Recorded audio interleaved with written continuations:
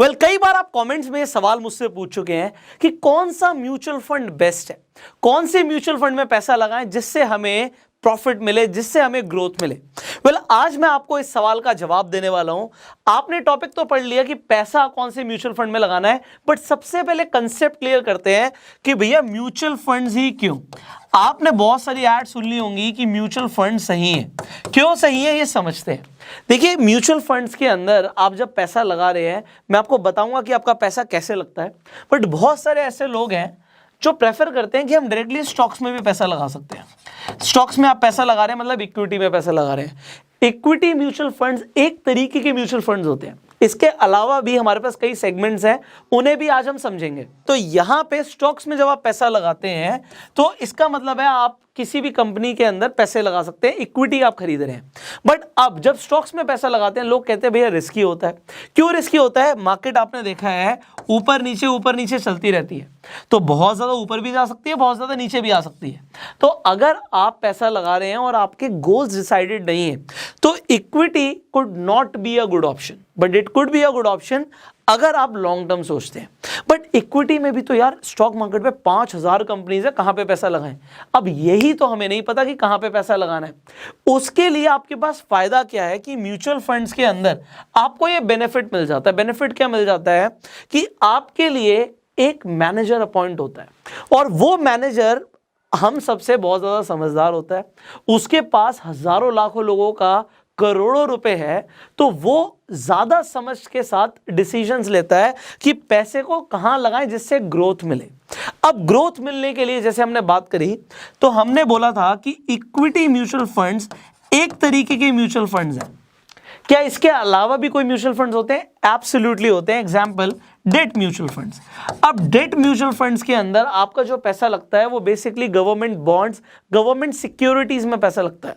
तो इक्विटी के अंदर बहुत ज्यादा ग्रोथ मिल सकती है, बहुत ज्यादा वॉलिटिलिटी रहती है, मार्केट गिर सकती है, तो आपको दिखेगा कि म्यूचुअल फंड में नुकसान भी हो गया। बट डेट के अंदर ऐसा नहीं होता, क्योंकि आपका रिस्क बहुत कम होता है। इक्विटी में ज्यादा होता है, डेट में कम होता है। तो अब डेट में अगर रिस्क कम है तो यहां पे रिटर्न्स भी कम होते हैं। इक्विटी में क्योंकि रिस्क ज्यादा है, रिटर्न्स भी ज्यादा होते हैं। एक और तरीके के म्यूचुअल फंड्स हैं जो कि होते हैं hybrid mutual funds. Hybrid mutual funds का मतलब क्या होता है? इक्विटी प्लस डेट दोनों का मिला के म्यूचुअल फंड्स बन जाते हैं। कुछ पैसा इक्विटी में लगेगा, कुछ पैसा डेट में लगेगा। तो अब आप डिसाइड कर सकते हैं कि आपको कौन सा म्यूचुअल फंड चूज करना है। एंड इसके अलावा गोल ओरिएंटेड म्यूचुअल फंड्स होते हैं कि आपको अपने बच्चे की चिल्ड्रन एजुकेशन के लिए आपको म्यूचुअल फंड्स में इन्वेस्ट करना है, या आप सोचते हैं कि बच्चे की कल को शादी है तो बच्चों के लिए सोच रहे हैं, मतलब लॉन्ग टर्म सोच रहे हैं। कुछ लोग रिटायरमेंट के लिए सोचते हैं, अगेन लॉन्ग टर्म सोचते हैं, तो उसके अंदर भी इक्विटी के अंदर आपका पैसा एक्सपोज्ड रहता है, but then it could be a mix of the debt and equity.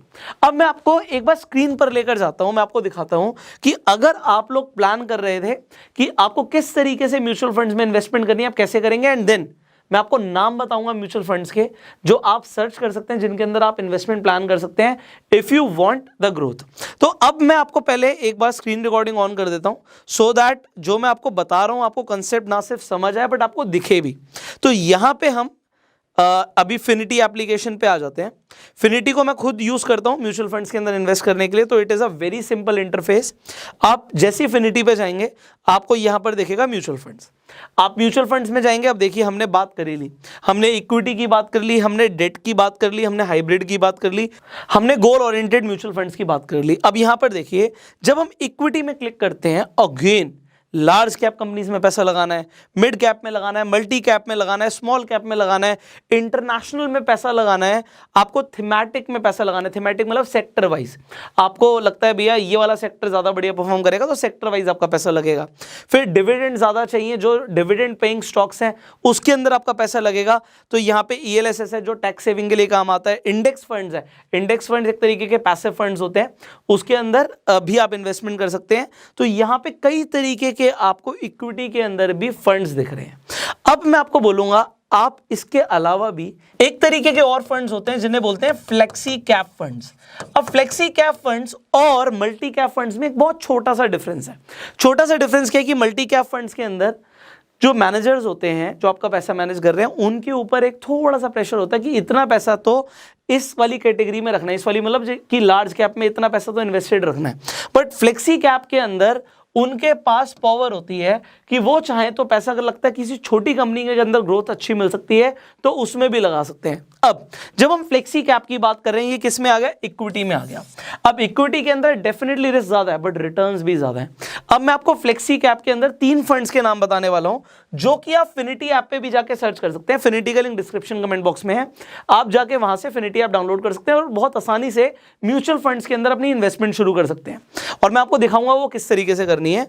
So flexi cap funds एक तरीके से मल्टी कैप का ही पार्ट होता है। तो जब आप फिनिटी ऐप में जाएंगे तो आप मल्टी कैप में क्लिक करेंगे तो आपको फ्लेक्सी कैप फंड्स के भी ऑप्शन दिखेंगे, जैसे यहाँ पे पीजीआईएम आ रहा है, क्वांट आ रहा है, तो ये फ्लेक्सी कैप फंड्स हैं।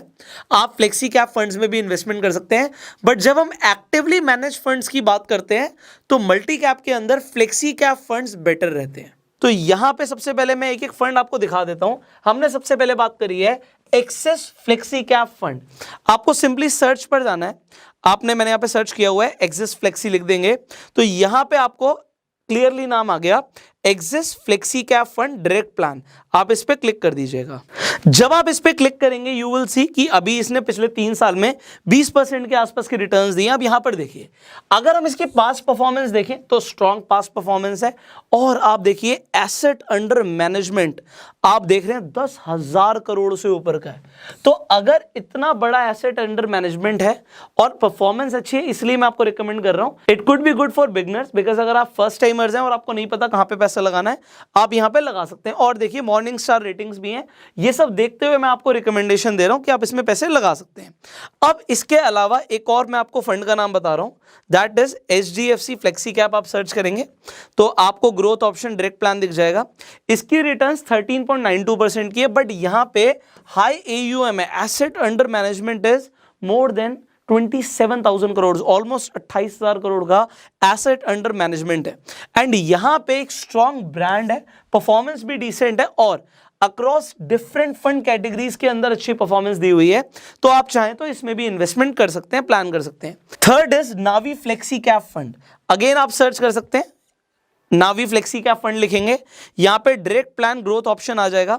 अब इसकी रिटर्न्स आपको दिख रही होंगी 10% के आसपास हैं और एसेट अंडर मैनेजमेंट भी कम है। बट मैं आपको ये क्यों रिकमेंड कर रहा हूं, इसका रीजन ये है क्योंकि ये एक new age tech enabled mutual fund brand है और मुझे लगता है कि इसकी परफॉर्मेंस आने वाले टाइम में अच्छी हो सकती है।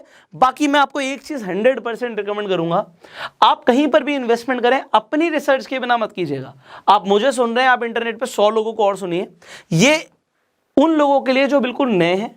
आप डेफिनेटली यहां पे मैंने आपको 3 ऑप्शंस बताए हैं, इनमें से आप किसी को भी कंसीडर कर सकते हैं, व्हाटएवर यू लाइक, बट आपको अपने अकॉर्डिंग इन्वेस्टमेंट प्लान करनी है। तो अभी हम एक बार स्टार्टिंग से देख लेते हैं। हमने एक्सिस की बात करी थी। अब अगर मैं एक्सिस पे ही जाता हूं और आप चूज करते हैं कि आपको इसमें इन्वेस्टमेंट प्लान करनी है, इक्विटी के अंदर है, आप सिंपली इन्वेस्ट पे क्लिक करेंगे। आप अमाउंट चूज कर सकते हैं, आप 500 रुपए महीना भी इन्वेस्टमेंट प्लान कर सकते हैं। अब 500 रुपए महीना अगर आप SIP कर रहे हैं, मुझे आपसे कमेंट्स में आंसर चाहिए होगा, सिर्फ 500 रुपए महीना अगर कोई इन्वेस्ट करे, यहां पे दिख जाएगा कि 10 साल में आपके पास लगभग 1,88,000 रुपीज होंगे। और अगर आपने 5,000 करे तो आपके पास 18 लाख रुपए से ऊपर होगा। अब आप प्लान कर सकते हैं, यहाँ पे एक एवरेज यहाँ पर दिखा रहा है, बट आप मुझे बताएंगे यहाँ पे 10 साल तो इसने बता दिया कि 10 साल में अगर हम 5,000 कर रहे हैं तो 18 लाख हो रहा है। बट आपको बताना है कि अगर हम 30 साल के लिए इन्वेस्ट करते हैं 500 रुपए या फिर 5,000, 2 एग्जांपल्स के लिए, तो 500 रुपए अगर 30 साल के लिए इन्वेस्ट करेंगे तो कितना पैसा होगा हमारे पास, और अगर हम 5,000 रुपए इन्वेस्ट करेंगे 30 साल के लिए तो कितना पैसा होगा।